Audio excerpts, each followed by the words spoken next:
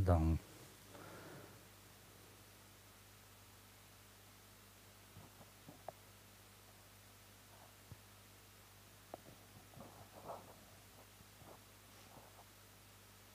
bonjour, bonjour, c'est mon boulot, ça sont serrés. Internet n'a jamais été là, mais il était déjà bonjour, cela est. Alors j'ai déjà dit bonjour de nombreuses fois ce matin, nombre d'entre vous, mais à vous qui... Comment? Bonjour, bonjour, bonjour, cela est. Donc c'était comme une danse, c'est ça? D'accord. Donc une guirlande de bonjour, une farandole de bonjour.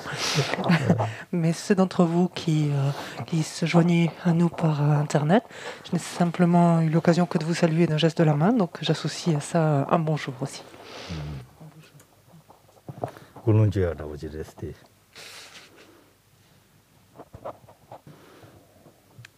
Et un bonjour donc qui sert finalement de motivation, qui est vraiment une introduction pour établir une bonne motivation.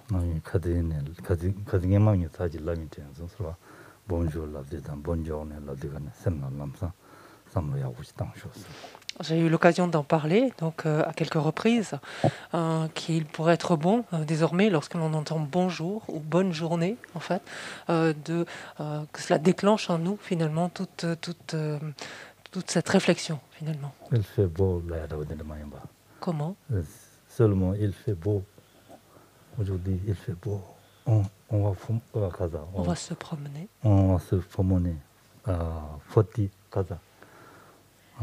Profiter. Dis seulement ça, ce n'est pas bonjour. Si seulement comme ça, on perd du temps.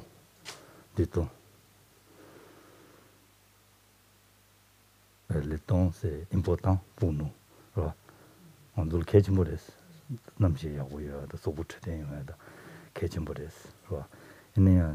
Bonjour, bonne journée. Samlo dit wall samtandena. Voilà. Je n'ai pas bon mot.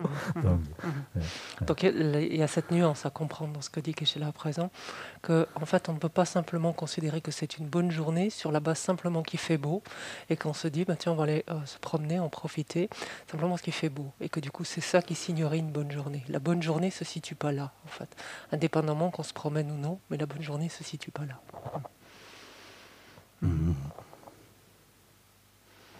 La bonne journée dommage c'est adini. Rangi de monnaie de ne chiagi jula duguduna. De tadu duyagi jula duguduna. Den bonne journée on est chagores. En fait, le fait que ce soit une bonne journée ou que l'on passe une bonne journée ou que l'on ait passé en fait une bonne journée dépend étroitement finalement du fait que ce que nous avons pu faire ou ce que nous pourrons faire dans le décours de la journée nous permettent finalement d'exaucer de nous rendre heureux fondamentalement, c'est-à-dire d'exaucer notre aspiration profonde.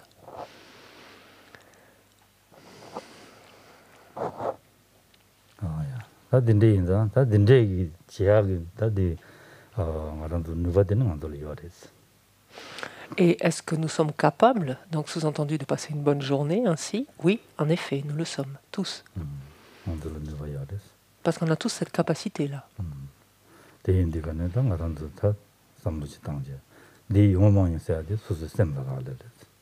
Et le fait que cela advienne, finalement, que l'on passe ou non donc une bonne journée, au fond, dépend étroitement de nous, en fait, et de notre manière de penser. Dépend étroitement de notre manière de prendre soin de notre esprit, en fait.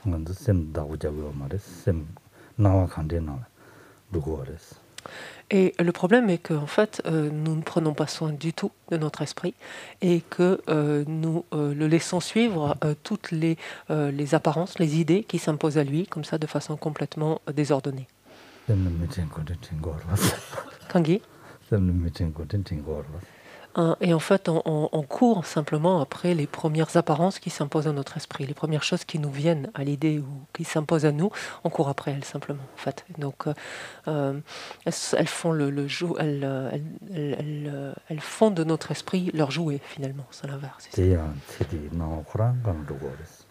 Et notre esprit se perd finalement dans toutes ces idées, ces apparences qui s'imposent à lui ici et là finalement.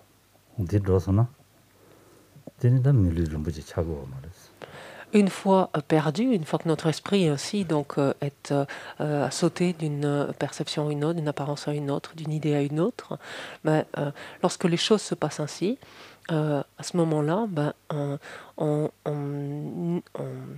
ne se sert pas finalement de cette précieuse existence humaine. On n'exploite pas, en faisant ainsi, en agissant ainsi, on n'exploite pas du tout le potentiel de notre existence disponible et qualifiée.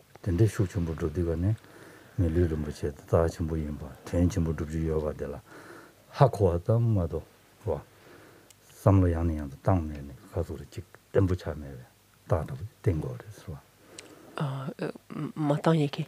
Matin yeki tak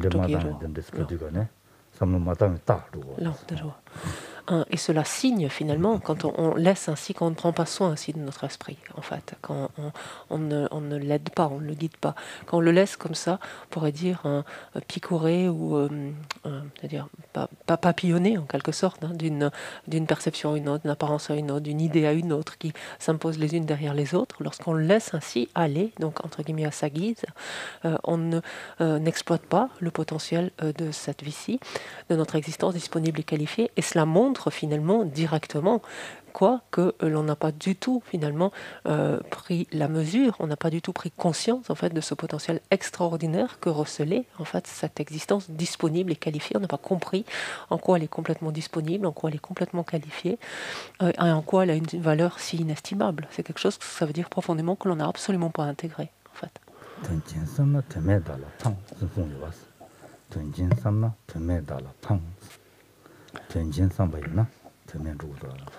Parce qu'il est évident que lorsque l'on comprend le caractère inestimable, donc la valeur inestimable donc, de cette vie-ci, que recèle cette vie dont on dispose nous, les conditions dont on dispose nous, à ce moment-là, il est évident qu'on n'a plus le goût même simplement de gaspiller, de nous adonner à des choses futiles, vaines en fait, qui n'ont pas de sens.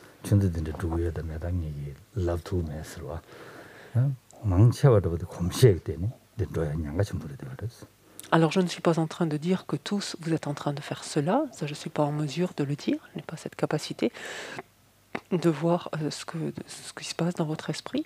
Ce que je dis simplement, c'est que c'est une manière commune en tout cas de réagir, une façon commune donc que nous avons tous de nous comporter par habitude tout simplement.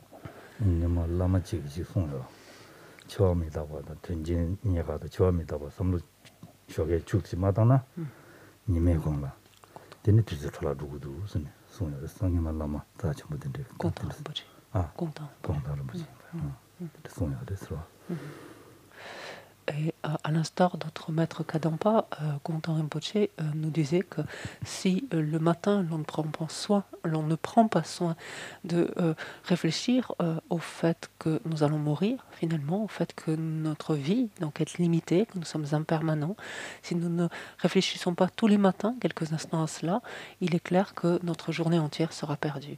En fait.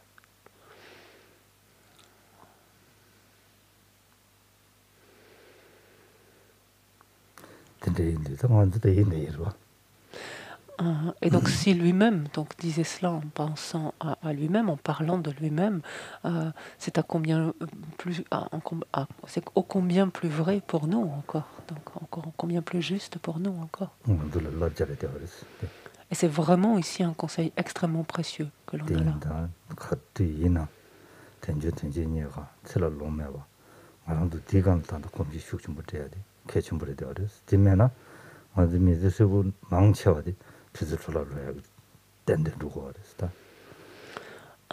Ça, c'est un conseil précieux et essentiel, en fait, et même, on pourrait dire, essentiel au sens de fondamental, et qui est le début même, finalement, de tout cheminement, de tout processus, que de considérer justement cette existence disponible, qualifiée, cette existence qu'il est extrêmement difficile de retrouver, et cette existence qui ne va pas durer, en fait, qui est extrêmement brève. Si l'on ne prend pas ça en compte, il est évident que tout ce que nous allons faire ensuite dans le décours de la journée, et donc des journées, etc., reviendra à perdre cette existence, en fait, à la gaspiller. C'est à cela qu'il nous faut réfléchir avec force.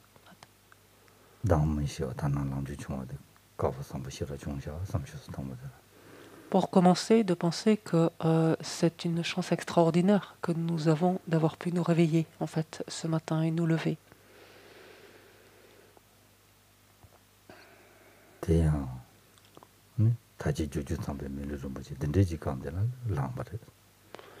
Et non seulement nous avons pu nous réveiller et nous lever, mais nous réveiller en fait et nous lever en disposant en fait toujours d'un support, d'un tel type de support aussi extraordinaire que le fait de posséder donc l'ensemble de ces disponibilités, de ces attributs donc qui caractérisent une précieuse existence humaine.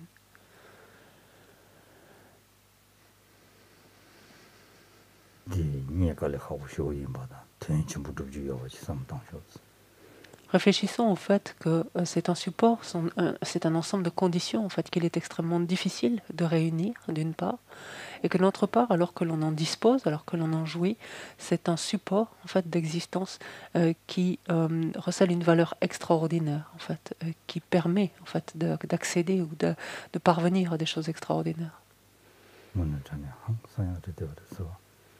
Et c'est juste éblouissant, inconcevable, en fait, tout ce à quoi cela nous permet d'accéder.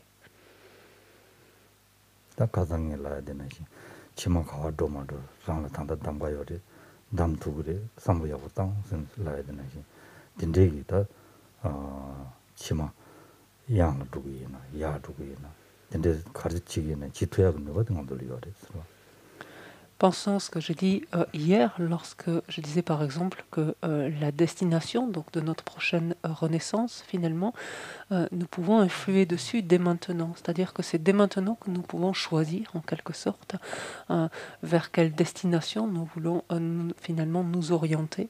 D'autres termes, qu'est-ce que nous voulons privilégier comme type d'action, d'attitude, d'activité, etc. Donc, ce choix, nous l'avons maintenant, et nous l'avons parce que nous disposons d'un tel support aussi extraordinaire, qui a une telle valeur.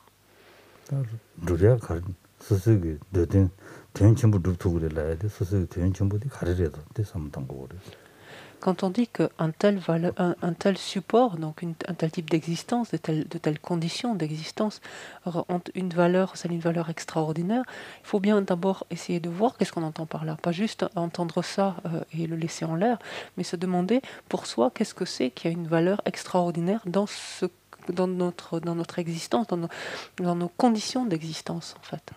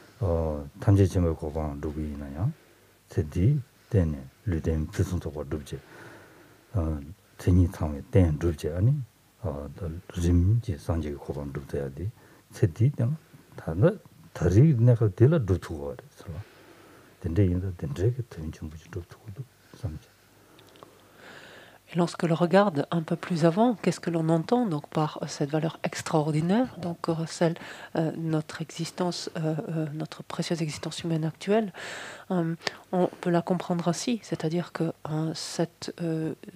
ces conditions mêmes que nous avons actuellement nous permettent, si on le souhaite, non, de par les actions, de par les pensées, les agissements qui sont les nôtres dans cette vie-ci, de nous préserver de renaissance dans des états d'existence infortunés, par exemple, en ce qui concerne notre prochaine existence, la prochaine existence immédiate, en fait.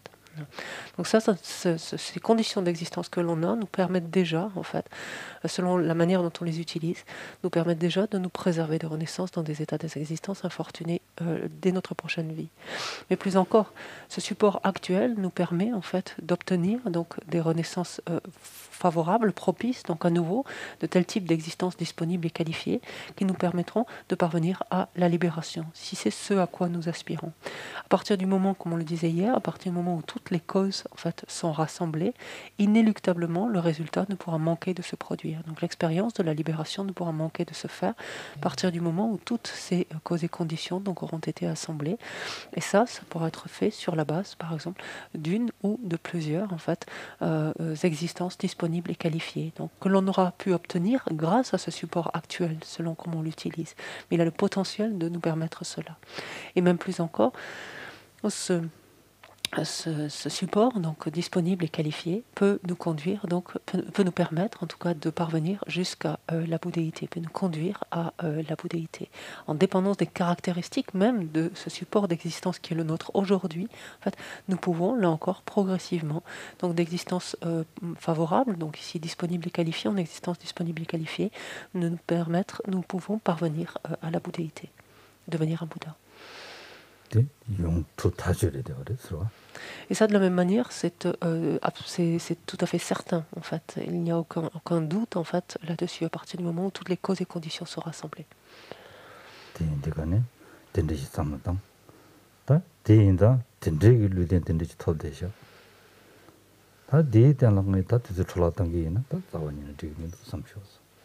Donc, il nous faut prendre conscience, en fait, qu'un tel support d'existence, en fait, c'est quelque chose, c'est le support d'existence que nous avons aujourd'hui.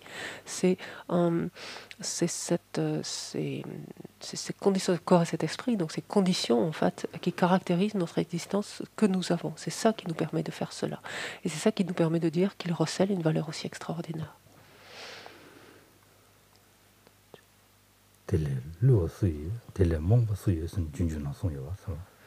Et en Shantideva, on nous dit, partant de là, alors que l'on dispose d'un tel support, que l'on a connaissance en fait de sa valeur extraordinaire, ne pas nous en servir, en fait, ne pas en faire cas, finalement le gaspiller, il n'est pas de plus grand égarement que cela, il n'est pas de plus grande bêtise ou stupidité finalement que celle-ci.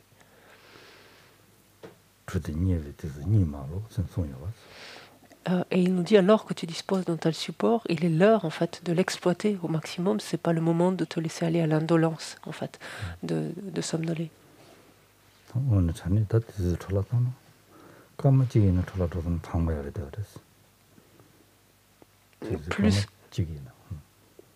Plus on y réfléchit et plus on se rend compte que ça nous est même intolérable, même de gaspiller ne serait-ce qu'une minute en fait.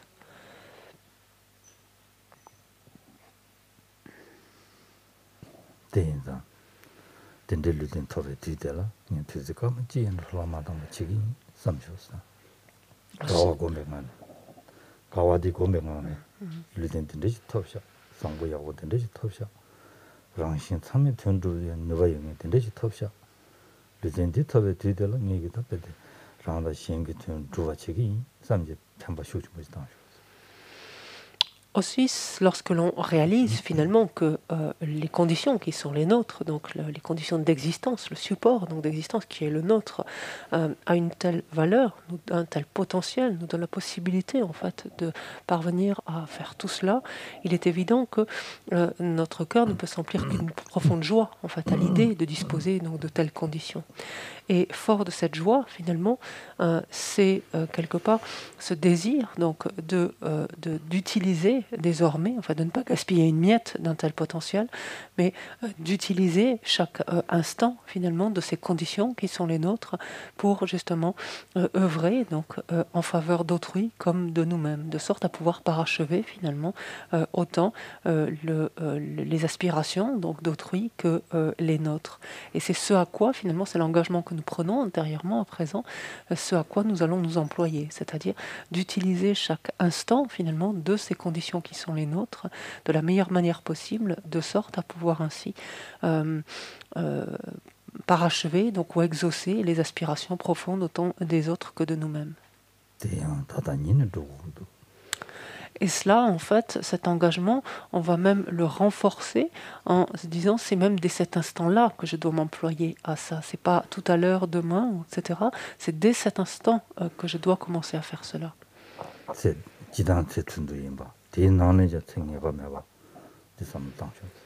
Pourquoi ? Parce que je sais ô combien la vie est extrêmement courte, d'une part, qu'elle aura un terme, qu'elle est extrêmement courte, et en plus j'ignore complètement à quel moment donc elle s'achèvera. Ma vie en tout cas s'achèvera.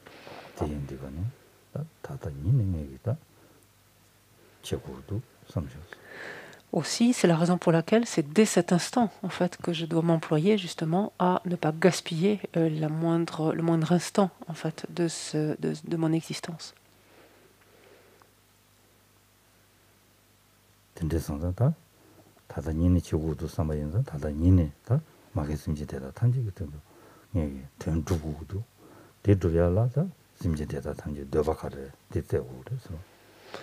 Donc, ce qui veut dire en d'autres termes que c'est dès cet instant finalement que je dois m'employer en vue justement d'œuvrer au bien d'autrui, donc d'agir en faveur d'autrui, tous les êtres donc qui à travers les différentes existences ont été mes mères.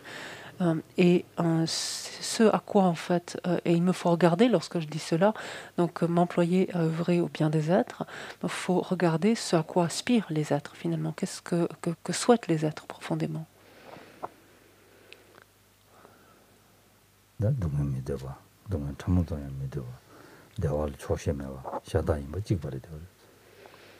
Et je me rends compte que, tout comme moi, finalement, les êtres ne souhaitent pas faire l'expérience de la moindre forme de souffrance, aussi insignifiante soit-il.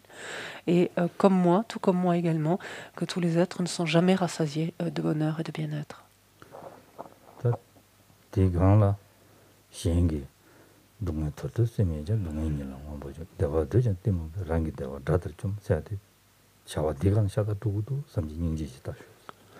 Et lorsque je regarde finalement comment fonctionne donc chaque être, comment se comporte, comment agit chaque être, je me rends compte donc là encore, tel que nous le dit Shantideva, que alors qu'ils aspirent au bonheur, au bien-être, ils en traitent ces causes comme ils le feraient de leur pire ennemi. Et alors qu'ils souhaitent éviter la souffrance sous toutes ses formes, ils fréquentent ces causes, ils frayent avec ces causes comme ils le feraient de leur meilleur ami. Donc, ce qui montre combien finalement ils sont dans ce tâtonnement et eux-mêmes ne savent pas comment s'y prendre finalement pour être heureux et éviter de souffrir. Et lorsque je perçois cela, forcément, cela suscite en moi donc une grande compassion donc à l'égard de tous les êtres.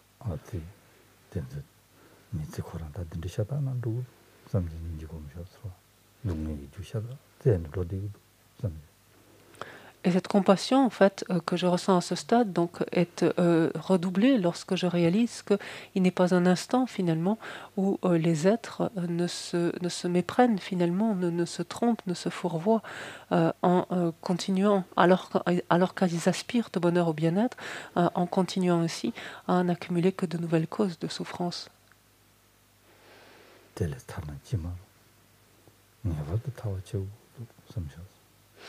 Et c'est cette aspiration très puissante, alors qui s'élève en moi, à ce désir donc, que tous les êtres puissent être débarrassés donc, de la souffrance, donc, de toutes les formes de souffrance et de leurs causes.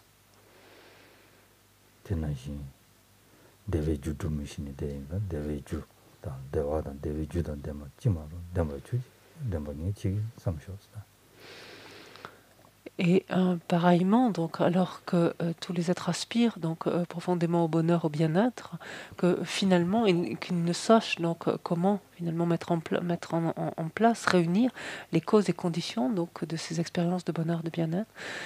Cette aspiration qui s'élève en moi alors est que tous les êtres puissent faire enfin l'expérience donc, d'un bonheur stable, d'un bonheur non contaminé, et en rassemble toutes ces causes. Et finalement, autant les soustraire à leur souffrance que leur procurer ce bonheur, ce bien-être, c'est moi-même qui vais m'employer à cette fin, c'est moi-même qui vais agir dans ce sens-là.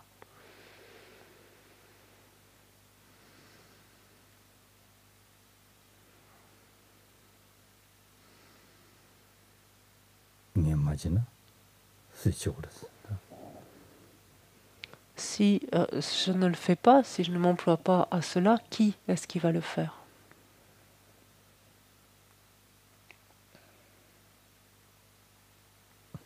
Voilà,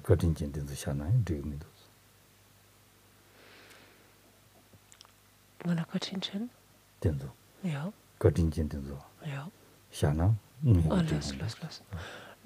Il ne me suffit pas à ce stade de ressentir en fait combien je suis redevable à tous ces êtres, donc combien leur bonté est immense à mon égard. Il ne me suffit pas de m'en tenir à ce niveau-là.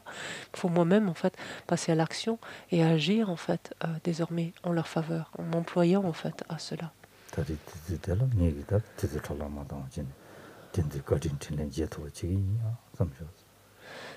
Aussi, c'est dès à présent, donc dès cet instant, que je vais m'employer donc à utiliser justement au mieux mon support, mon existence, mon support d'existence, donc assez disponible et qualifié, afin justement donc de manifester donc en retour ma gratitude et leur procurer ce à quoi ils aspirent réellement.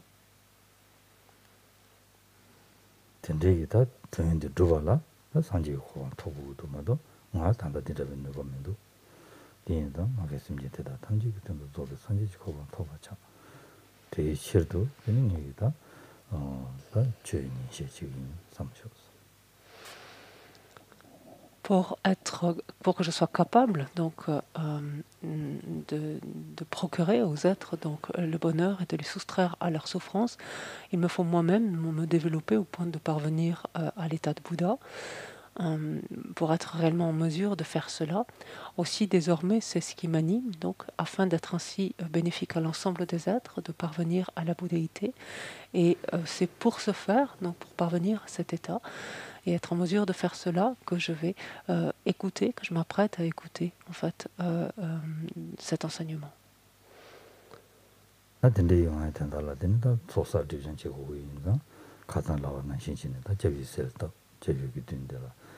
dani ta javi di rangi tsaya lama inba la namba yawa shaji tude namba di tago dani chochu sanji tamji yoba samada dani di dinde la dani rangda nyamdo la dani ta magin simji teda tamji koni nyamdo de yoba samada teda tamji jang lungai la jikshin tani tele chebe nipa kunju suna yoba yi chebe ishi dang denbe ngani dani jamru chiya dang 득장 체하다.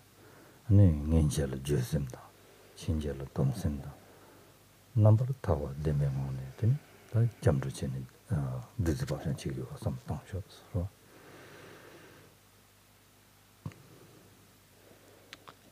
Afin de parvenir donc à cet état de Bouddha, il est indispensable de mon côté que je renforce mon accumulation, donc à la fois de mérite et de sagesse d'un côté, et que je purifie mes faits.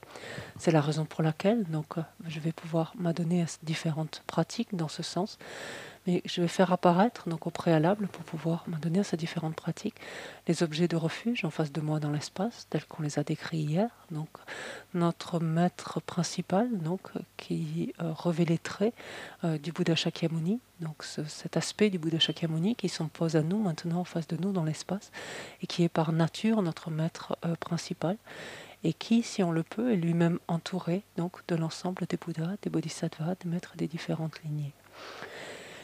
Et l'on visualise qu'à nos côtés, donc de part et d'autre, nous nous trouvons entourés de l'ensemble des êtres, donc nos pères, nos mères, et tous les êtres donc des 6 classes qui sont tous sous forme humaine, et dont on imagine que chacun pense aux différentes souffrances qui lui sont propres, qui sont propres à sa condition, donc à sa classe d'être, et des souffrances plus individuelles, plus singulières à chacun, et que tous, donc, uniformément, donc, avec nous-mêmes, nous nous tournons en fait vers les trois joyaux.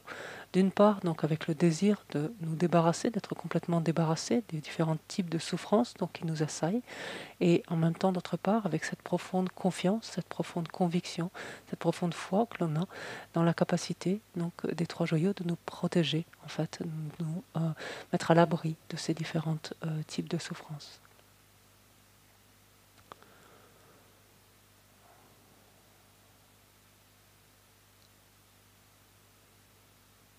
Et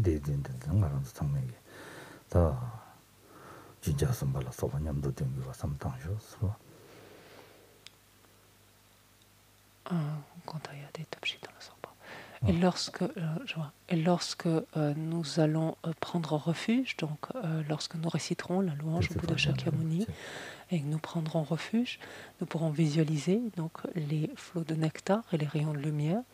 Et il est important, donc, simultanément, en fait, à cette visualisation, d'amener à notre esprit, parmi les 4 forces d'opposition, en particulier la force du remords et la force de la détermination.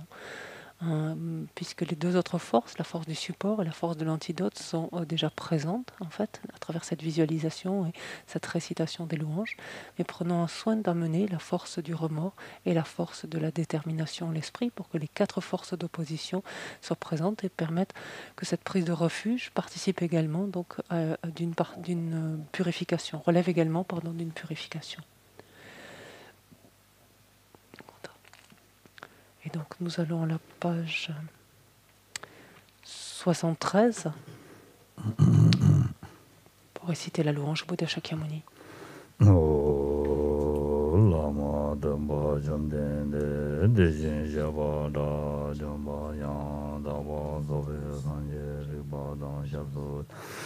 Devara Java Jiden Jamba Java Dove Kalo Java Lana Memba Lada Menam Je Damba Sanje Jumne Shaja Dova La Chaze Lo Chodo Japso Che Ô maître fondateur, destructeur transcendant, doté de qualité, aller au-delà, destructeur de l'ennemi, être parfaitement accompli et pleinement éveillé, parfait en connaissance et en bonne conduite, Sugata, connaisseur du monde, insurpassable guide des êtres à discipliner, enseignant de tous les dieux et de tous les hommes, à vous, Bouddha, Bhagawan, glorieux conquérant, sage du clan des Shakya, je rends hommage et présente des offrandes, en vous je prends refuge. Ô maître, fondateur, destructeur transcendant doté de qualité, aller au-delà, destructeur de l'ennemi, être parfaitement accompli et pleinement éveillé, parfait en connaissance et en bonne conduite, Sugata, connaisseur du monde, insurpassable guide des êtres à discipliner, enseignant de tous les dieux et de tous les hommes, à vous, Bouddha, Bhagawan, glorieux conquérant, sage du clan des Shakya, je rends hommage et présente des offrandes, en vous je prends refuge. Vous, chef parmi les hommes, à votre naissance, vous avez fait 7 pas sur cette grande terre et annoncé « Je suis suprême en ce monde ». À vous, sage, en ce temps-là, je rends hommage. Corps parfaitement pur, forme éminemment noble, océan de sagesse, vous êtes pareil à une montagne d'or, et votre renommée illumine les 3 mondes. À vous, protecteur suprême, je rends hommage. Vous êtes orné des marques excellentes, votre visage est semblable à une lune immaculée, et votre teint pareil à l'or. À vous je rends hommage. Pur comme vous, les 3 mondes ne le sont pas. À vous, dont la sagesse est incomparable, je rends hommage. Protecteur à la grande compassion, fondateur qui connaît toutes choses, champ de mérite aux qualités aussi vastes que l'océan, à vous ainsi allez, je rends hommage. Par la pureté, il délivre de l'attachement. Par la vertu, il libère des renaissances infortunées. Unique chemin, réalité pure et suprême, au dharma qui apaise, je rends hommage. Vous êtes libéré et montrez la voie qui mène à la libération. Vous observez avec ferveur les préceptes de l'éthique. Champ pur, doté de réalisation. À vous, assemblée suprême, vouée à la vertu, je rends hommage. Hommage au suprême Bouddha. Hommage au refuge du dharma. Hommage au noble Sangha. Avec une dévotion infinie, hommage à vous 3. À vous qui êtes dignes de respect, m'inclinant avec décor aux aspects les plus divers, aussi nombreux que les atomes de tous les royaumes. Avec une foi suprême, je rends hommage. Ne commettre aucune action nuisible, accomplir une infinité d'actes vertueux excellents, discipliner complètement son esprit. Tel est l'enseignement du Bouddha. Comme une étoile, une aberration visuelle, une flamme, une illusion, une goutte de rosée ou une bulle, un rêve, un éclair ou un nuage, considérez ainsi tous les phénomènes composés. Par ces mérites puissent les êtres atteindre l'état d'omniscience et vaincre l'ennemi les défauts. Puissent-ils se libérer de l'océan de l'existence cyclique, agité par les vagues tumultueuses de la vieillesse, de la maladie et de la mort. Page 79. Hommage à l'Arya triple joyau. Voici ce qu'une fois j'ai entendu. Le Bhagavan se trouvait à Rajagriha, sur le pic des vautours, entouré d'une grande congrégation de moines et d'une grande assemblée de bodhisattvas. À ce moment-là, le Bhagavan était absorbé en la concentration sur les catégories des phénomènes, appelées perception profonde. Au même moment, le bodhisattva, Mahasattva, Arya Avalokiteshvara, contempla la pratique même de la profonde perfection de la sagesse, et il vit que les 5 agrégats également étaient vides de nature propre. Puis, par le pouvoir du Bouddha, le vénérable Shariputra s'adressant en ces termes au bodhisattva Mahasattva Arya Avalokiteshvara. Les fils de la lignée désiraient de pratiquer la profonde perfection de la sagesse, comment doivent-ils s'y prendre? Le bodhisattva Mahasattva Arya Avalokiteshvara répondit alors au vénérable Sharadvatiputra. Shariputra, les fils ou les filles de la lignée qui désirent pratiquer la profonde perfection de la sagesse doivent la considérer de la manière suivante. Ils doivent contempler correctement et à maintes reprises le fait que les 5 agrégats, eux aussi, sont vides de nature propre. La forme est vide, la vacuité est la forme. La vacuité n'est pas autre que la forme, et la forme n'est pas autre que la vacuité. De même, la sensation, l'identification, les facteurs composés et la conscience sont-ils vides. Shariputra, ainsi tous les phénomènes sont-ils vacuités. Ils sont sans caractéristiques. Ils ne naissent ni ne cessent, ne sont ni souillés ni non souillés, ni déficients ni parfaits. En conséquence, Shariputra, dans la vacuité, il n'y a ni forme, ni sensation, ni identification, ni facteurs composés, ni conscience. Ni œil, ni oreille, ni nez, ni langue, ni corps, ni mental. Ni forme, ni son, ni odeur, ni saveur, ni objet du toucher, ni phénomène mental. De l'élément de l'œil et ainsi de suite, jusqu'à l'élément du mental et l'élément de la conscience du mental, il n'y a pas d'élément. Il n'y a ni ignorance, ni élimination de l'ignorance, et ainsi de suite, jusqu'à il n'y a ni vieillissement et mort, ni élimination du vieillissement et de la mort. Et à l'avenant, il n'y a ni souffrance, ni origine de la souffrance, ni cessation, ni voie. Il n'y a ni sagesse transcendante, ni obtention, ni non-obtention. Shariputra ainsi, puisqu'il n'y a pas d'obtention, les bodhisattvas se fondent-ils sur la perfection de la sagesse, et ils demeurent en elle, leur esprit sans voile et sans peur. Et comme ils sont passés bien au-delà de toute erreur, ils parviennent au stade final du nirvana. C'est en s'appuyant sur la perfection de la sagesse que tous les Bouddhas des 3 temps, eux aussi, font naître pleinement l'insurpassable éveil parfaitement accompli. Aussi le mantra de la perfection de la sagesse, le mantra de la grande connaissance, le mantra auquel rien n'est supérieur, le mantra égal à l'inégalable, le mantra qui apaise à jamais toute souffrance, doit être reconnu comme véridique car il ne trompe pas. Et voici le mantra de la perfection de la sagesse. Tayata, gate, gate, paragate, parasamgate bodhisoa. Shariputra, c'est ainsi qu'un bodhisattva mahasattva doit s'exercer à la profonde perfection de la sagesse. Puis le Bhagavan sortit de sa concentration et loua le bodhisattva Mahasattva Arya Avalokiteshvara en disant « Bien, bien, ô fils de la lignée, il en est ainsi, il en est bien ainsi. C'est exactement comme tu viens de l'exposer qu'il convient de pratiquer la profonde perfection de la sagesse, et les Tathagatas eux-mêmes se réjouissent. » Lorsque le Bhagavan eut dit cela, le vénérable Sharadvatiputra, le bodhisattva Mahasattva Arya Avalokiteshvara, l'entourage au complet ainsi que le monde des dieux, des hommes, des asuras et des gandharvas fut rempli de joie et louèrent les paroles du Bhagavan. Page 82.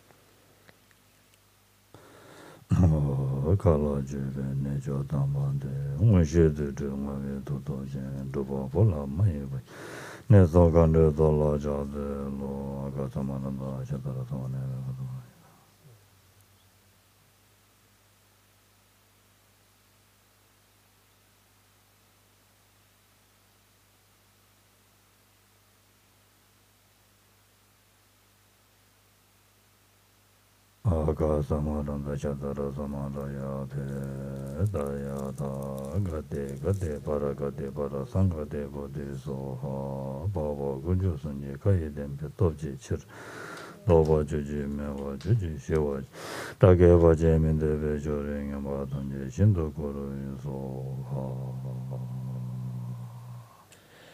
Puisse la multitude des 80 000 obstacles être dissipée, puissions-nous être séparés des problèmes, des situations néfastes au Dharma, puisse tout le plaisir être en accord avec le Dharma, puisse le bonheur parfait et tout ce qui est de bon augure régner ici et maintenant. Page 87, la courte offrande de Mandala.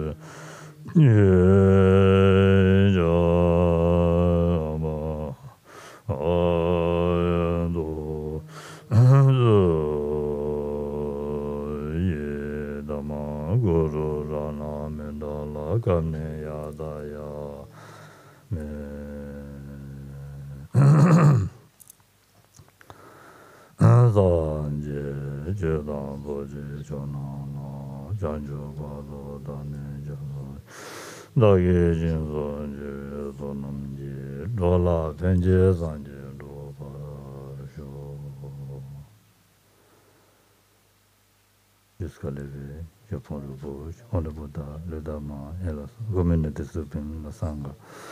Grâce aux d'autres accumulations réunies par l'écoute des enseignements, puisse devenir en Bouddha afin d'être bénéfique à tous les êtres.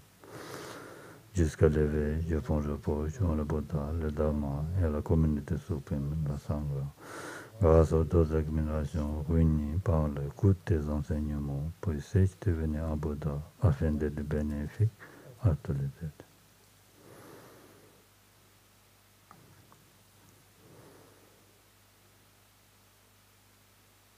강규 도전이 전에 나와던 일 보면 담배 전에 된데 고담들라 차지 뭐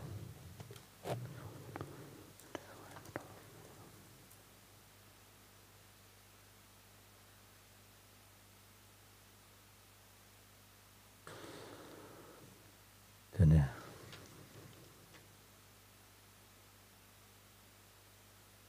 당연히 다 라브림티 되고 그랬어 봐. 라브림티 되고 그랬어. 라브림티 되게도 막 티셔와디다 지 니마르지 소소소 삼당제. 아니 이제 막 말레파도 되게 쇼게 딱 와르시고 매다 붙이기나. 샤금도 붙이기나. 야구에서 삼사 팅기도 서로. 니마르지. 된즈다 티셔와디 냠뇨 사야다. 소소라디 용해야 된다로 봐. 하고서. 네. 티셔워줘라. 가정에만 티셔도 단다 봐도 고매지 단다 티셔도 야마 봐도 삼단도 고기나 야마 고매하다 냠도도 단다 봐도 티셔도 고 근데 지금 누구이나 아랑스다 준들어 되고 싶어서 Ici, l'enseignement dont il est question est un enseignement particulier. Il s'agit des étapes de la voix, le lamrim.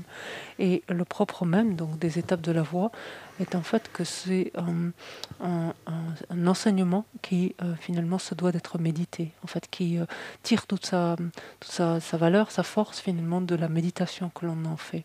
Aussi, je vous invite finalement quotidiennement, en fait, chacun, donc dans l'espace qui est le vôtre, de pouvoir allouer en fait un certain espace de temps pour pouvoir en fait faire une méditation déjà rétrospective de tous les points que l'on a parcourus ensemble. C'est-à-dire vous pouvez vous appuyer donc du plan en fait du lamrim pour balayer en fait donc bien entendu donc assez rapidement donc puisque c'est sur une base quotidienne, on n'a pas forcément énormément de temps, mais c'est balayer en fait les différents points donc qui ont déjà été exposés donc pour arriver en fait à détailler un petit peu plus le point en fait du week-end donc que l'on a vu pendant le mois qui suit en fait, donc d'insister en fait d'amener votre esprit davantage sur les éléments donc qui ont été abordés lors du week-end sur le sujet donc sur lequel on se trouve et ensuite donc de finir de parcourir très brièvement au moins simplement le plan pour balayer l'ensemble en fait de l'Amrim.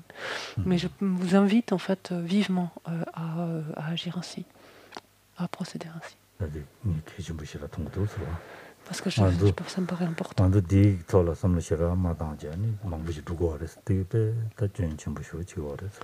Parce que c'est une de nos grosses erreurs finalement que d'écouter en fait des enseignements, donc recevoir des informations finalement et puis les laisser en plan en fait, pas en faire grand chose dans l'intervalle en fait. Et quand on reprend, on sait plus très clair, on sait plus trop où on en est, on repart avec des choses qui sont un petit peu bancales. Donc ça c'est une de nos grosses erreurs.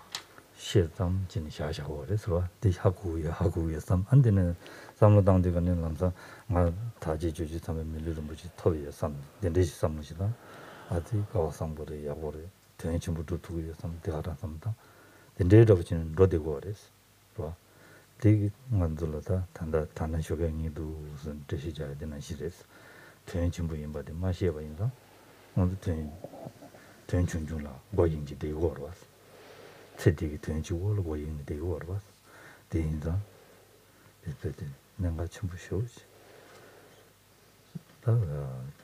라마 공원한지 차방 다 있는 거 전부 송되고 그래서 대응만도 개침부터고 그래서 먼저 디 전춘준 개침부마다 와제 아니 먼저 개침부 가르치고 그러잖아 야강이야 조구조구도야 삼당 거로 왔어 조구조구도 삼당에는 람사 전지 있습니다 인제다 메시지 야고래 항상야 야고래로 오늘 전에 전주 있었는데 인지 검토나다 야보시라데 네 나도 누가 트렌투고 말했어 네 녀라 당부 녀라다 나도 지 가서래 주바주야라고 지네 녀라 굴롱야고 지 sembache 아니 맞다라고 돼 된대진 두기나 텐저냐 가서 첼로 로메와 상 처음이다 고 섬다 되네 랜데 고 섬다 군조 고 가서 점도 섬다 랜데 고 섬다 된대진 두기나 되니다 된대 소설을 같은 바지온 거래 소설이 셈나로라 그마 태투 그래 되네 진럽 주스나 당 오늘 다니다 진럽 줘야 돼 된대선 주 그래 서로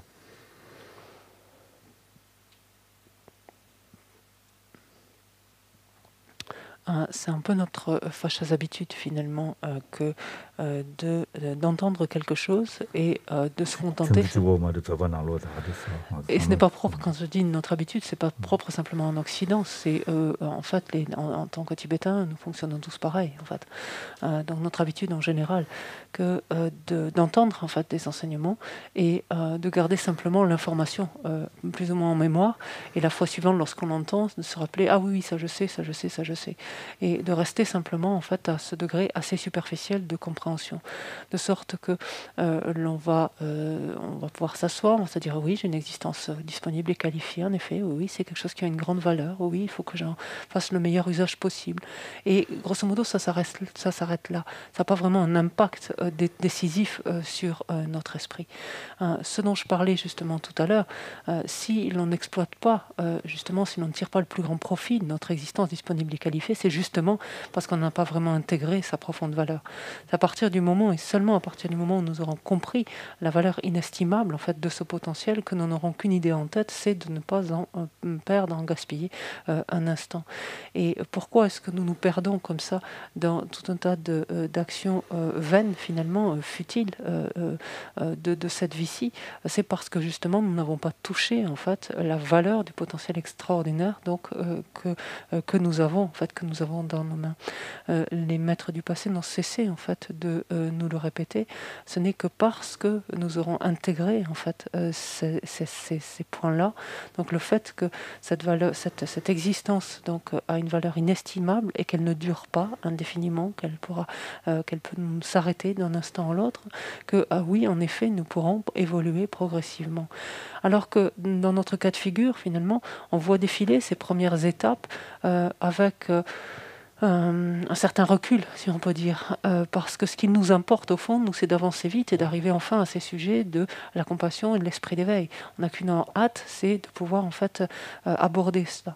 Alors oui, bien sûr, méditer ou réfléchir et méditer à la compassion et l'esprit d'éveil, c'est excellent, ce sont des choses absolument excellentes, mais pour être très clair, qui ne sont pas encore à la portée de notre esprit. En fait, tout simplement, notre esprit n'est pas prêt finalement, le terreau en fait de notre esprit n'est pas suffisamment préparé, n'est pas suffisamment meuble en quelque sorte pour que se développent en fait ces facteurs donc que sont la compassion, que sont l'esprit d'éveil. Ce n'est que parce que au préalable nous aurons préparé notre esprit justement à considérer cette existence disponible et qualifiée, le fait que ce soit quelque chose qui soit difficile à obtenir pour les raisons, notamment les causes qui occasionnent un tel type, qui sont à l'origine d'un tel type de renaissance, voir combien ce sont des conditions d'existence qui en recèlent une valeur inestimable, combien c'est quelque chose qu'il est très difficile, très facile de perdre, combien donc notre mort est inéluctable et combien est complètement incertain le moment par contre de sa survenue. Si nous avons amené notre esprit suffisamment sur le refuge, si nous avons médité suffisamment le refuge, et par là même donc un aspect qui en découle, à savoir la loi du karma et de ses effets, naturellement toutes ces réflexions-là servent de base en fait, forme le lit finalement ensuite qui va naturellement amener notre esprit à pouvoir en fait on pourrait dire s'ouvrir à la compassion, s'ouvrir à l'esprit d'éveil, et on en recevra alors véritablement les bénédictions donc de chacune les bénédictions dont nous aurons besoin à ce moment-là pour pouvoir réellement développer ces états d'esprit, donc par exemple comme la compassion et l'esprit d'éveil.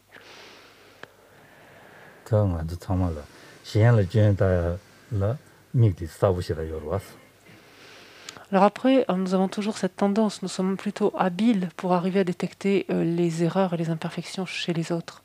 Et c'est pour ça que mes yeux ils voient clair donc dans les défauts de chacun, et donc c'est pour ça que je le dis en fait. C'est là.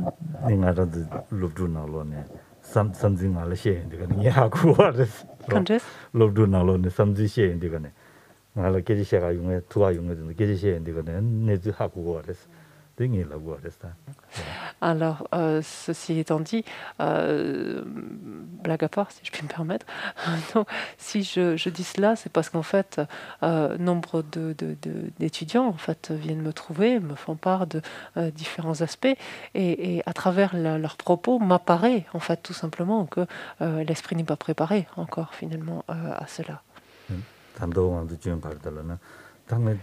가진이 디곰데 있으나 디 또바째 맞게 시행도스 다 유ring 차선슬레도스 고야만 오탄다 지부잖아 장에도도스 검시amba 지부장에도도스 레도스 네 카셜라 두개지 지딩이 디곰쇼선 랍샤한데 여러와 디고는 다와지도스 등아 검지부장에도도스 야다보다 데델랑에도스와 디인디가네 검지부자스야디 대화디 간데 먼저 냐라 검시해야 된다라 샤금 지야디 펜도 주무요래 서와 지차다 하고 하시야래 샤금 지야디 개치 뭐래 얘네 곰 지부자서야디 곰 찍디 텐조 니가스탄 단지라와는 진 텐조 임바 텐진부 임바 니가와 임바 삼로 코르소나 드즈툴라 두고요가디 람사 셈나로 초아때 돼야지 된대지 마중 받아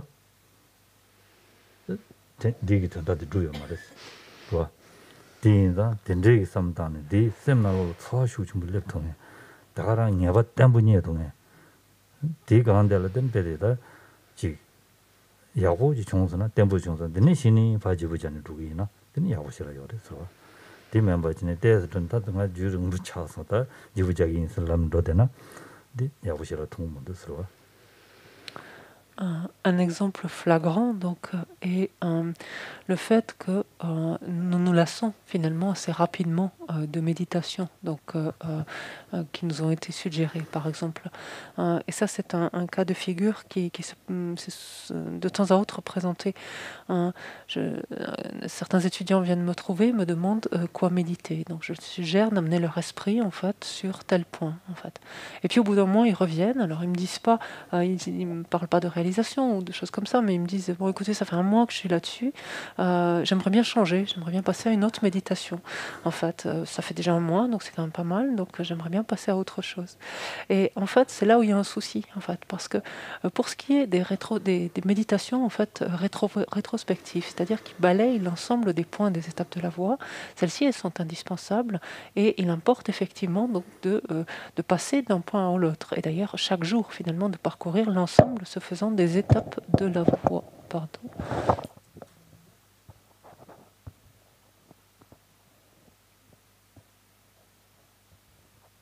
Des étapes, de balayer l'ensemble des étapes en fait de la voie. Et effectivement, donc dans le décours d'une telle méditation, on va passer en fait d'un point à un autre. Donc c'est le propre même justement de balayer tous les points de la voie. Mais on va les parcourir de façon très succincte. Par contre, par rapport au point donc sur lequel on est censé placer plus longuement notre esprit, ce point-là, en fait, on va pas le changer parce qu'un mois est passé, voire 2 mois, enfin peu importe. S'il n'y a pas de notion de temps, en fait, on va rester en fait à méditer en fait ce point-là aussi longtemps qu'il sera nécessaire pour que vraiment cette méditation impacte notre esprit au point qu'il y ait un changement et finalement qu'il y ait un changement dans notre attitude, dans notre comportement, dans notre regard, dans notre manière d'appréhender en fait les choses. Ça signera finalement que cette méditation aura un impact qui sera bien ancré, aura impacté avec suffisamment notre esprit, ce sera suffisamment stable en fait, suffisamment qu'il y aura déjà quelque chose d'assez solide dans notre esprit, que cette méditation aura en fait des effets voilà, assez tangibles en d'autres termes. Et ce n'est qu'à partir de ce moment-là et uniquement éventuellement que l'on peut ensuite passer pas simplement au fait que cette existence disponible et qualifiée recèle une grande valeur, mais par exemple au fait qu'elle soit difficile à obtenir et ainsi de suite. Et c'est ainsi qu'on avance petit à petit et pas parce qu'au bout de quelques semaines ou quelques mois on considère que ça fait trop longtemps qu'on est sur un point donc on change. Ici, il y a quelque chose de foncièrement incorrect dans notre approche finalement de la méditation. 디난지 가시기 잠도 셈제다 되는 도셈 건데데 니마 따와치기 위해서 단다보다 지금 당아 그냥 지디 많이 현다지 가르치는 가거도스 니한테 샤야 삼당 되네 용도스 저원이는 이거 말했어 디 개침부터는 디 가운데는 내배자서 남지 차진 지야도 개침부터 디가 내배자서 삼당 그러면 디 다딩아 디면 망타스야라고 된데 라피도스로 Alors là encore, ça me permet de clarifier certains points. Certains, par exemple, donc, ont commencé avec cette pratique donc, du refuge et de la méditation et récitation de Vajrasattva. Et considèrent que, vu qu'ils sont là-dessus, on pourrait dire depuis le début ou depuis quelque temps déjà, en fait, viennent me trouver en fait, pour faire quelque chose d'autre. En fait. Et donc, pour eux, c'est d'arrêter de faire ça et d'envisager autre chose. Et là encore, cette approche n'est pas adéquate adéquate en fait. Ce qui importe, c'est surtout de ne jamais lâcher ce que l'on a commencé à mettre en place. On pourrait dire c'est la base, le fondement même de notre pratique personnelle finalement. Et ça, il faut surtout pas le lâcher. Et si on veut faire autre chose, on le rajoute en fait là-dessus. Et lorsque j'expose ça, souvent on me dit ah oui non mais là ça fait trop là après là c'est pas possible. Donc il faut comprendre en fait la progression en fait la manière en fait d'évoluer avec notre esprit.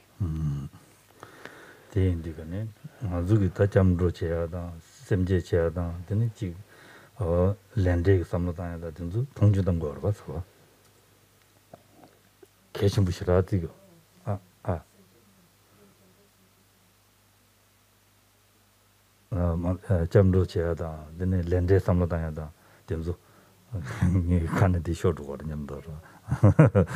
네. Et là où quelque part on se met en difficulté, c'est que notre esprit finalement banalise par trop finalement le refuge et la loi de causalité, en fait, la loi du karma et de ses effets, pardon. C'est-à-dire qu'il tend à minimiser l'impact, l'importance en fait de ces aspects que sont le refuge et la loi du karma et de ses effets. Et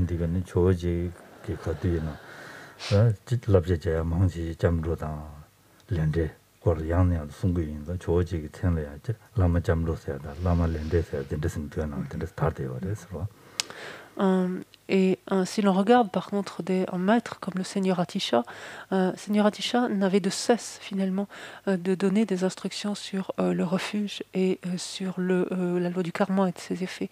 À ce point d'ailleurs que d'aucuns l'appelaient le lama refuge ou le lama karma en fait, quelque part. Ou le lama du karma ou le lama du refuge si on préfère. Moi,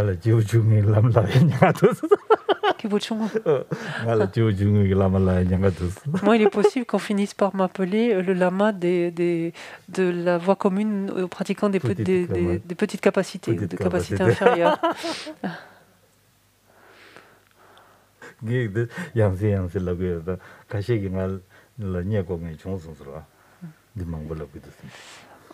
Donc je plaisante en même temps, mais c'est vrai que je reviens régulièrement, par contre là sans plaisanter du tout, sur l'importance donc il y a de méditer ces étapes non communes avec les individus de petite capacité.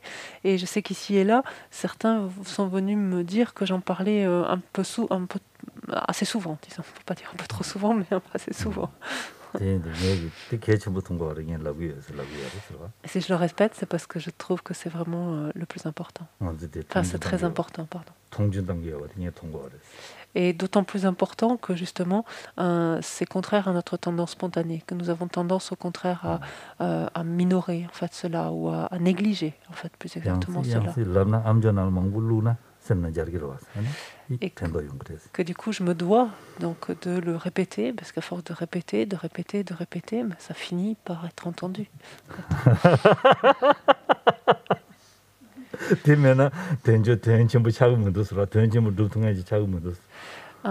Parce que sinon, à défaut de cela, on ne peut tout bonnement pas prendre conscience on ne peut tout bonnement, pas arriver à exploiter au mieux ce potentiel présent, le potentiel de cette existence.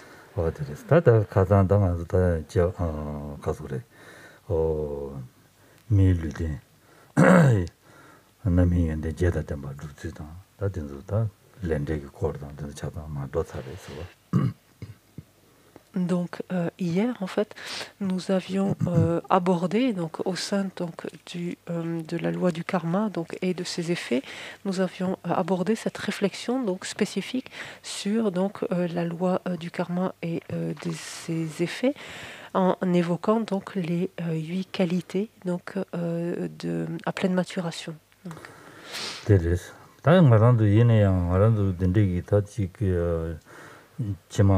아니 남이 연대 제다 된 두비하기 로 주디 셰제 주디 두비나요 로 주디 두비나요 아니 디바마샤나 디 주디 사니 디타다가 로투 말했어 가르스라는 말도 디바페는 세계다 항상야 체딜라 사요레 생애만한 순사요레 되니 단다 사도 사신 버레 니 말에 작진다 용거를 쓰러 나디 디마샤나 아니 남이 주에 가서 연대 제다 담바데 두제 대냠도 디버 친구들 키는 냠도 로인자 아니 연대 제다 담바데다 디니다 덮쳐준 쇼네 되니다 소소리야 추르야 바지다 가리나 용아용들 서 대인자 디버 샤고에 개좀 붙여야 그랬어.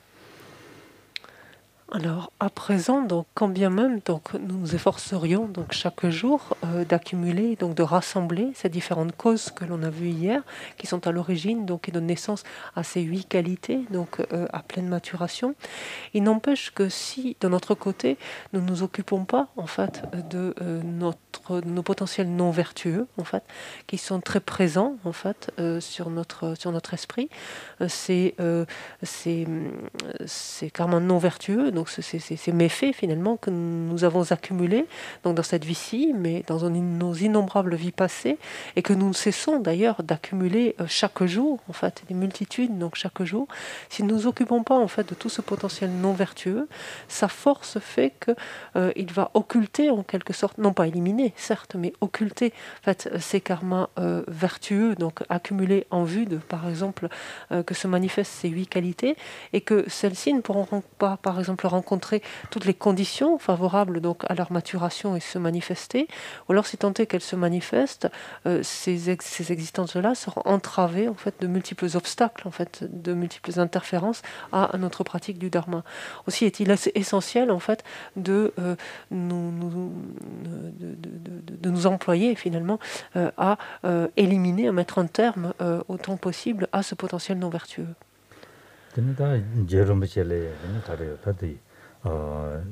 잠배양기 초사디전 최고리 순송해지와 돈이 따와다 근데 야고 많이 들가네 저런 초사디전 제가 개침벌에 쓰는 대송제 초사지 더 멘트피알로서 봐 차세알로서 초사지 인디전 제가 폐 되네 더 따와니야 루지송아요 그래서 봐 다들 말한 주기 통지도 틈바지네 막 된지 송아요 그래서 봐. Et si l'on dit cela, par exemple, on peut tout à fait s'inspirer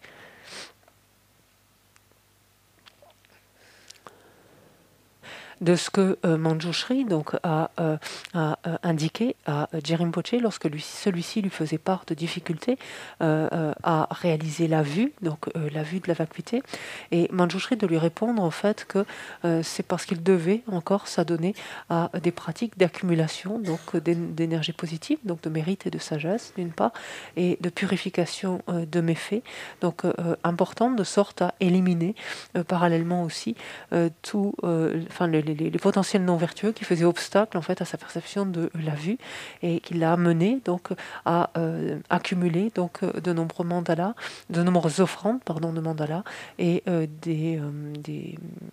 des prosternations, donc à accumuler de très nombreuses prosternations en vue justement donc de réaliser cette vue de la vacuité. Donc c'est finalement en suivant cette lignée-là, finalement ces conseils-là que sont indiqués ces différents qu'est indiqué ce point en particulier, donc de l'importance de traiter de ces méfaits.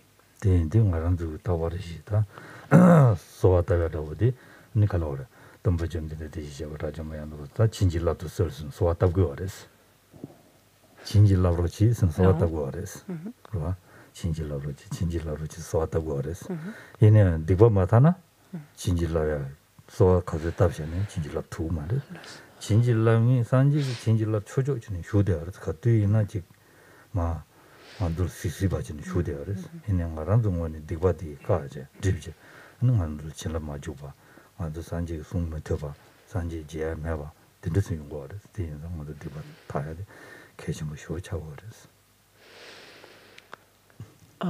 L'on n'arrête pas, à travers les différentes pratiques ou prières que l'on fait, de faire des invocations donc aux différents maîtres, aux différents bouddhas, de sorte qu'ils bénissent notre courant de conscience, notre esprit par exemple.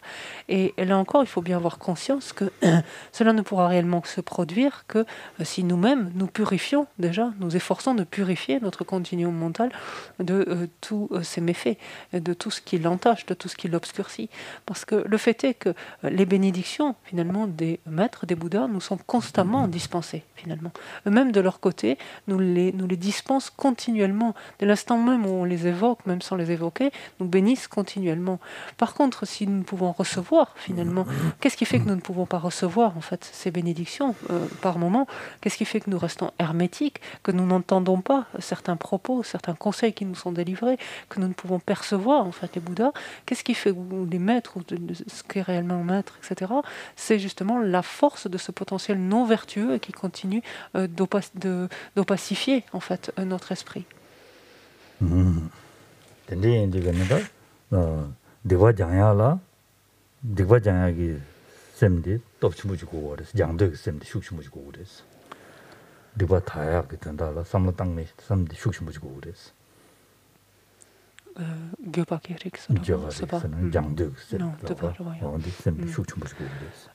Il faut avoir conscience que lorsque l'on parle donc de purifier en fait ces méfaits, ces défauts, ces imperfections, il faut réellement le vouloir en fait, en d'autres termes. Il faut qu'il y ait un réel désir, une réelle volonté en fait, que ce soit quelque chose de très conscient et de très de voulu en fait, d'éliminer cela. C'est pas simplement de s'y mettre et de répéter machinalement. Il faut qu'il y ait que ce soit très conscient et qu'il y ait une réelle volonté de cela.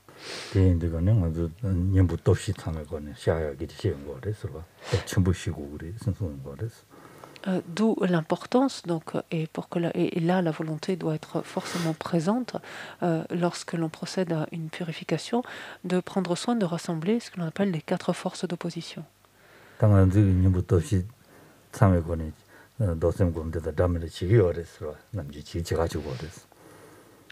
Donc des pratiques de purification s'y adonnent. Par exemple, ça donne la pratique de récitation, une méditation de Vajrasattva, par exemple. C'est quelque chose dont on a l'habitude.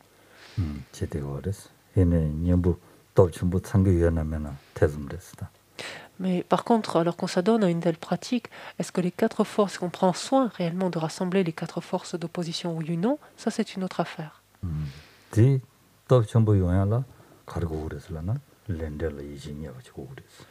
Pourquoi peut-on dire une chose pareille? C'est parce que pour que les 4 forces d'opposition soient réellement, finalement présentes et puissantes, il faut qu'elles s'appuient en fait sur une bonne compréhension, une certaine conviction du karma et de ses effets.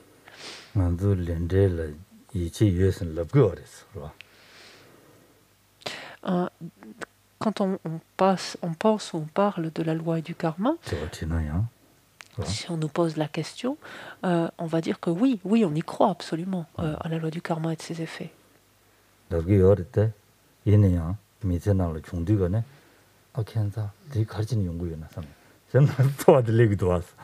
Alors de prime, on va répondre spontanément, oui, bien sûr que j'y crois. Et en même temps, quand certaines choses adviennent dans notre vie, on se dit, mais pourquoi ça se produit, cette chose-là? Pourquoi il m'arrive ça?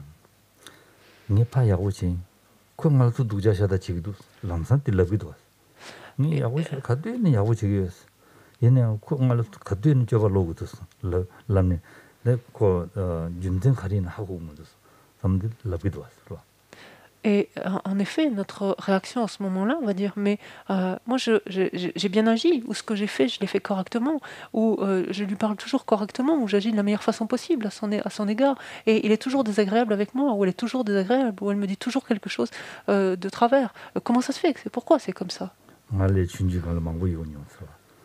Et ça m'est arrivé souvent lorsque j'étais enfant.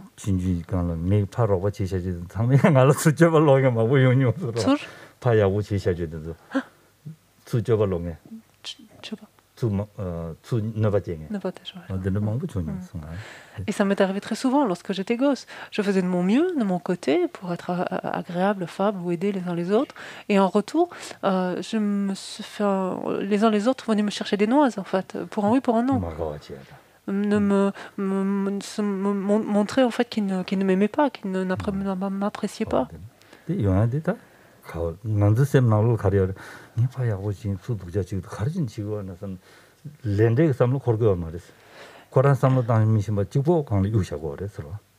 Et en fait, à ce moment-là, la seule chose qu'on a en tête, c'est de se dire, mais moi, de mon côté, qu'est-ce que j'ai fait? J'ai fait du mieux que j'ai pu.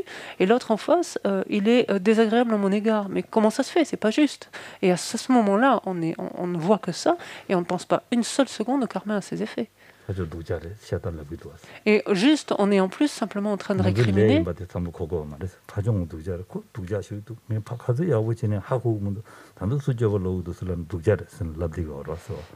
Et même, non seulement de ne pas penser un seul instant au karma à ses effets, mais on ne pense finalement qu'à l'autre en se disant, mais qu'est-ce qu'il est, enfin, à lui trouver des défauts, qu'est-ce qu'il est désagréable, ou il le fait exprès, il voit bien que je fais des efforts de mon côté, ou que j'ai fait de mon mieux, il n'en tient même pas compte.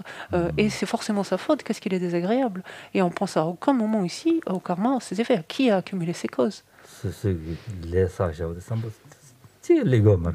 Pas une seule seconde, on pense en fait à qui a accumulé la cause que cela se produise. Et ça, de façon très claire, ça montre finalement que notre conviction du karma et de ses effets, elle ne tient à rien. En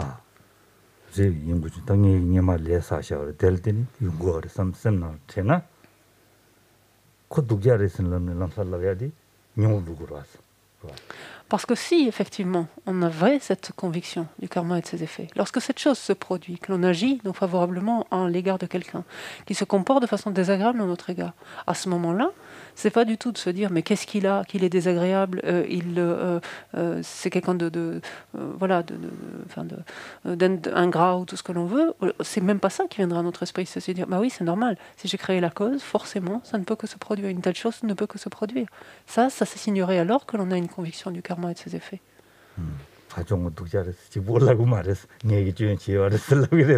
Parce qu'à ce moment-là, on ne sera plus dans cette récrimination finalement, de dire « Oh mais c'est de sa faute, c'est lui qui est en tort » en fait.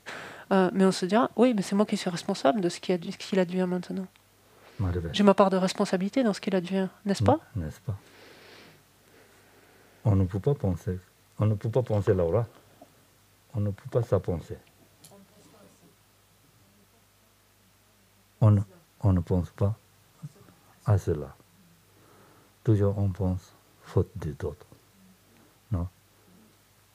C'est pas juste. C'est pas juste. Voilà. Moi aussi, arrivé comme ça. On les用tous. On les dit c'est maintenant de toi de les tous.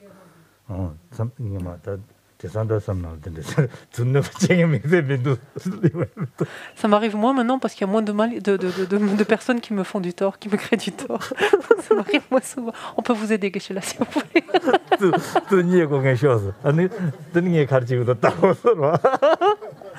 Donc Geshe-la dit, venez me challenger un peu pour où j'en suis.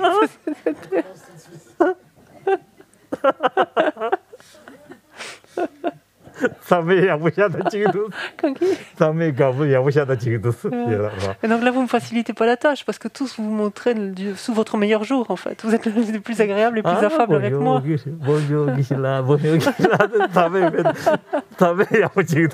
Vous inquiétez pas, Geshe-la, on va changer.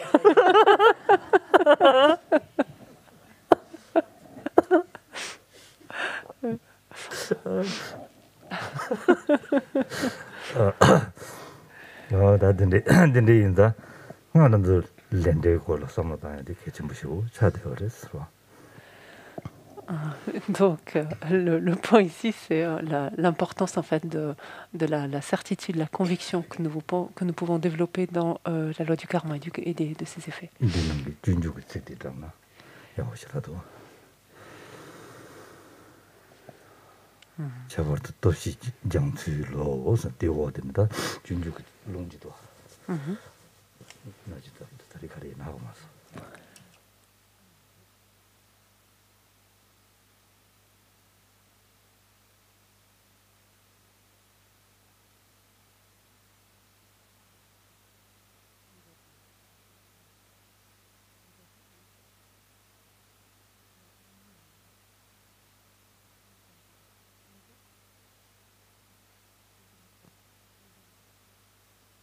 Conta.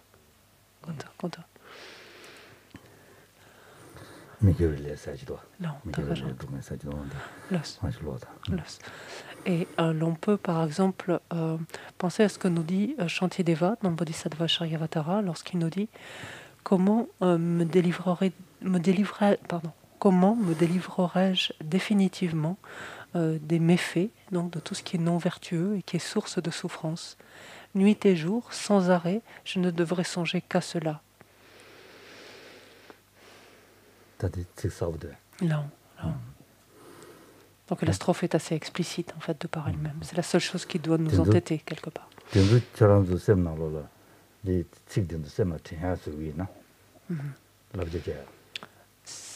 Si nous pouvions garder, donc je vais la relire pour la garde à l'esprit, mais si nous pouvions garder en fait cette strophe à l'esprit, comment me délivrerais-je définitivement des méfaits, donc de tout ce qui est non vertueux et qui est source de souffrance. Et nuit et jour, sans arrêt, je ne devrais songer qu'à cela.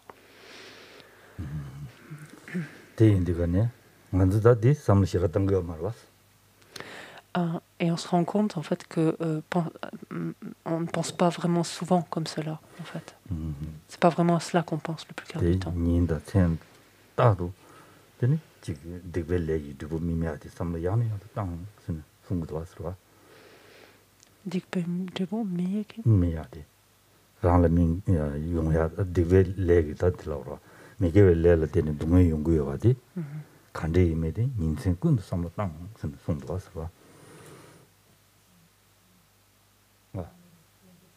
디나로 찍어라 메게벨레 동의 중 텔레치들 네 타르시에스 데네 간데스 타르고 그래 델레 간데스 타르고 저고 그래 그러면 인생 끈도다 삼을랑 Et on voit combien donc on est assez loin finalement d'être, on pourrait dire, obsédé par cela, jour et nuit, d'avoir que cela finalement à l'esprit, de nous demander comment est-ce que je vais pouvoir mettre un terme, donc comment je vais pouvoir procéder finalement pour éliminer, me débarrasser définitivement donc de tout ce potentiel non vertueux qui est source donc de toutes les souffrances que je dois endurer. 근데 용야 숙성부 용야 되다 대오게 직디 이체 렌들 이체래야 되게 좀 버리선 레이도 어디 어 직디 당이나 디 렌들 이체래야 되게 좀 버리선 송도 와서 Et cette réponse, on la trouve en fait dans cette autre citation donc, du Bodhisattva Charyavatara, donc dans une autre partie du texte, qui montre finalement la certitude, la conviction que l'on développe, que l'on a développée dans la loi du karma et de ses effets. Shantideva nous dit ici, le Muni, donc le Bouddha, a déclaré que l'aspiration est la racine de tous les aspects du bien, la racine de tous les aspects vertueux. Elle-même a pour racine une méditation constante sur les résultats de pleine maturation, donc en fait sur les fruits finalement du karma, pleine maturation.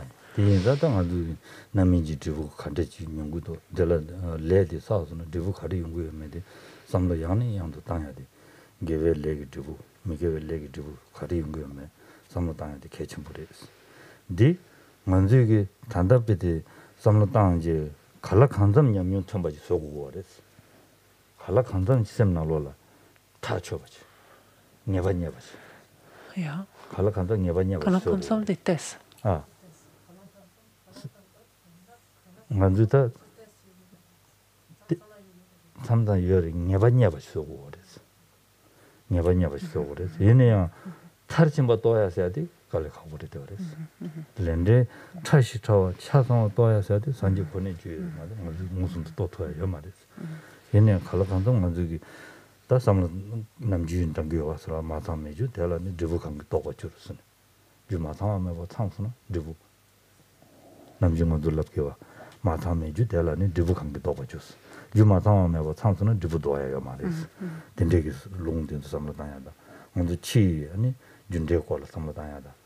안치 다 뭐라도 치 내주여로 신나다 다 내도다 가리나 삼다여로 된수 삼다네 된수 주 사변상 주다 류다 사다 참 창수는 꼭 드부제요나디 지금부 다라듯이. 된데 난게 드부디야. 되게 지고 지자인 봐. 삼당지 근데 진도는 준den그 삼당지도 아니 타르델라 아니다 너다 레스 녀바사서는 드부둥에 용아 임바 녀바 레 상부사서는 드부대와 용아 임바 녀바 셈나 녀바녀야 답시 당지 근데 진도는 아니 녀바녀도 쓰고 그래서 Ce à quoi fait révérence ici Shantideva, finalement, c'est dans une certaine certitude donc, que nous avons à développer quant à ce qui unit finalement un résultat à sa cause. De comprendre finalement que ce en quoi résultent finalement des actions vertueuses, en quoi résultent des actions non vertueuses. Pour l'heure, nous avons certaines, pas franchement convictions, mais on pourrait dire nous tendons à adhérer ou à avoir une certaine croyance dans certaines directions. Mais cela n'est pas suffisant, il faut gagner une certitude finalement inébranlable, en fait, en tout cas de cette logique générale du karma, que de karma vertueux découle de la souffrance, que de karma non vertueux découle de la souffrance, que de karma vertueux dont découle du bonheur, du bien-être. Il ne s'agit pas ici d'avoir une certitude complète, on pourrait dire, de toutes les ramifications du karma. Tant en fait le karma est extrêmement subtil et dans toute sa dans chacune des particularités, le karma ne peut être compris que d'un esprit omniscient. Donc il ne s'agit pas ici d'accéder à cela. Donc ce que nous ne pouvons faire. Mais par contre, nous pouvons développer, et quelque part, c'est de notre intérêt finalement de développer une conviction profonde en fait du fonctionnement général en fait du karma. Savoir donc encore une fois que lorsque toutes les causes et conditions sont réunies, forcément en fait un résultat se produit. Et inversement, tant que toutes les causes et conditions ne sont pas réunies, même si celles-ci sont déjà nombreuses, le résultat ne peut pas se produire, le résultat quel qu'il soit. Donc ça, c'est de comprendre cette logique en fait finalement générale en fait du karma, ou ce fonctionnement général du karma, et développer une profonde certitude de cela. Et ces convictions-là, on va pouvoir les bâtir sur la base finalement de l'observation de l'extérieur, du fonctionnement de la causalité, de la loi de causalité extérieure. À savoir qu'à l'extérieur, lorsque toutes les causes sont rassemblées, donc les graines sont rassemblées, le sol, etc., par exemple dans ce cas-là, la récolte se produit, une récolte se produit. Et inversement, lorsqu'il ne vient manquer qu'une seule de ces conditions extérieures, la récolte elle-même donc ne peut avoir lieu. Ce qui est valable ici au niveau de la loi de causalité extérieure est exactement en tout point semblable à intérieurement, donc au niveau de la loi du karma et de ses effets. Lorsque toutes les causes et conditions sont rassemblées, inéluctablement donc le résultat se produit. Il est de souffrance si les causes et conditions sont non vertueuses, il est de bien-être si les causes et conditions sont vertueuses. Mais inversement, si toutes les causes et conditions ne sont pas rassemblées, donc encore une fois, quand bien même elles sont nombreuses, le résultat lui-même ne peut avoir lieu. L'expérience, en d'autres termes, de souffrance ou de bonheur ne peut avoir lieu.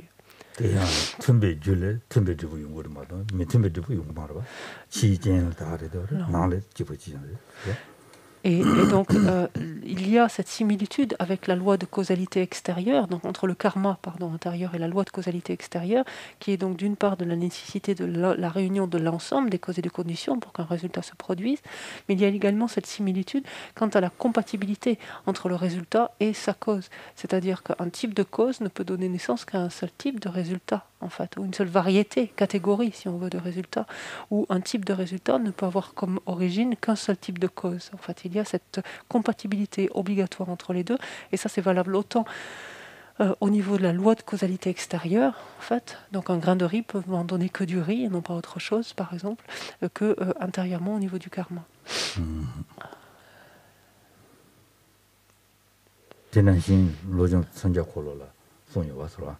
네 라한라 산다 셈나 메데바 용아디 신기 셈나 너바차 젠 용바데 네 라한라 산다 알리 지르르 지 담은데 용아디 신기 르르 너바차 와탈라테니 용샤와데 단다 라한라 신기 진저 망고 용데아디 네마랑 이신라 진저 망고 쳐와인데 디데는 용바데 차가 베데 다 지그다 지 툼바진 야르제 송여와 든두 선셈나 야네 두고이나 삼당기나 오늘 전에 다 수수 뉴모 왕도 땅제 제샤베 레데라 누가지 마도 용하면도 봐 뉴모 왕도 땅샤베 레데라 누가지 마도 용하면도 대인다 다 뉴모베 왕도 마땅하지네 얘기 다 다녔었는데 봐야지네 즉 쓰던데 봐 봐야 안배서 강용용 섭섭지네 뉴모 주연도 바까네 니 말을 해지네 다 되나 로종 뒤집어나 여거나 시래 가서 전람군도 랑줄라 또지니 뭐 제마다 다시 말은 제가 된다도는 또 봐셔서 대송에 되나시 뒤 대화 랑랑랑랑 랑 뉴모 와도 당원이도 될때 총차거든. 된다 뉴모 된서 되자 공동 맞제 타도로 서고 된서 당연히 받은 마음에 앞서고 대진진의 레밍 받는 걸다 단단 담에나 용돼야 되래샤 삼지 된서 무엇이 맞고 그래서 La roue au lamza serré, donc cette transformation, donc ce texte qui est ce lojong, cette transformation de l'esprit, nous montre de manière très explicite finalement ici la corrélation qu'il y a entre des résultats, des expériences en fait et leur cause, en nous montrant que par exemple si aujourd'hui je fais l'expérience moi-même d'un malaise mental, par exemple si je me sens mal par exemple mentalement, psychologiquement, c'est parce que par le passé, j'ai pu infliger en fait un tel type donc de souffrance mentale à autrui. Si je suis atteinte d'une affection physique, par exemple aujourd'hui, c'est parce que antérieurement, j'ai moi-même occasionné en fait un préjudice corporel, par exemple à quelqu'un. Si aujourd'hui je fais l'objet de critiques, c'est parce que antérieurement moi-même j'ai critiqué donc autrui. Et cette roue lamza serrée donc nous montre très très clairement finalement le lien, cette corrélation qu'il y a entre des expériences, des résultats et leur cause, donc le karma qui les a initiés. Et de voir finalement de façon beaucoup plus large que chaque fois que nous agissons sous l'emprise de nos émotions perturbatrices, de nos facteurs perturbateurs, chaque fois que nous agissons sous leur emprise, en fait, les karmas que nous accumulons sont forcément des karmas non vertueux.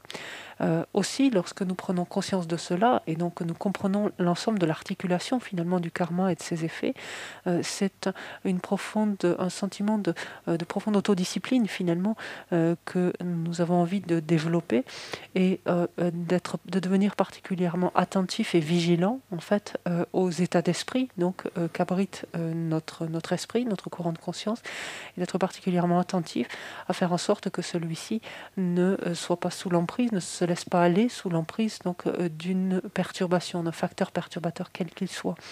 Et à ce propos, donc on peut tout à fait agir tel que nous indique l'Henri Tampa, donc dans notre lojong, donc les 8 versets de la transformation de l'esprit, lorsqu'il nous dit dans toutes mes actions, j'examinerai mon esprit dès que s'élèvera en moi un facteur perturbateur néfaste à autrui néfaste à moi-même comme à autrui, je l'affronterai et je le combattrai avec force.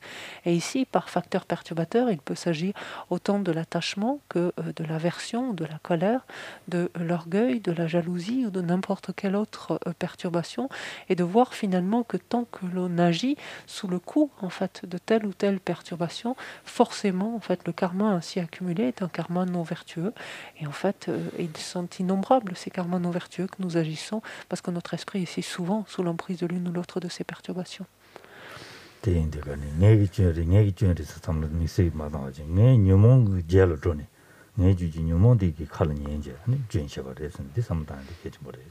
Alors attention, lorsque l'on dit une chose pareille, de ne pas tomber dans le panneau et de ne pas se dire mais c'est ma faute, sous-entendu je suis mauvais. Ici, il s'agit soi-même, en fait, ce qu'il faut blâmer, c'est pas tant soi-même, en fait, que les perturbations, en fait, qui nous contraignent à agir, en fait. Parce que nous agissons sous le coup d'une émotion d'un facteur perturbateur. Donc ce qui est à blâmer, en fait, ce n'est pas nous-mêmes, mais c'est la perturbation, en fait, qui se manifeste en nous. Donc attention de bien dissocier les deux. Parce que soi-même, foncièrement, il n'y a strictement rien de mauvais en soi, foncièrement, de manière essentielle ici. Au contraire, on est foncièrement bon, on pourrait dire. Donc gardez à l'esprit que non, foncièrement et de manière essentielle, on est quelqu'un de bien, quelqu'un de bon, essentiellement.